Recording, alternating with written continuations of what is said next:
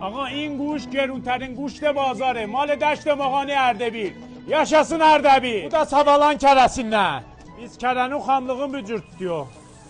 Aslı kebap vاسه motorkaz. Ve gayri motorkaz kesip bəled نیست kebap بزنه. Ağa bu Ərdəbil əti, bu da Ərdəbil kərəsi. Yaşasın Ərdəbil. Kebap 5 nəfəri. 2 six برگ مخصوص. 2 six cücə. 2 six هم کوبیده گوسفندی. گوجه کبابی فلفل. اردبیل سوغاتی کاسه کبابی اردبیل. این گوشت رو میخرم 1,500. این کره از خود گوشته هم گرونتر میفته. Bu çencəsi.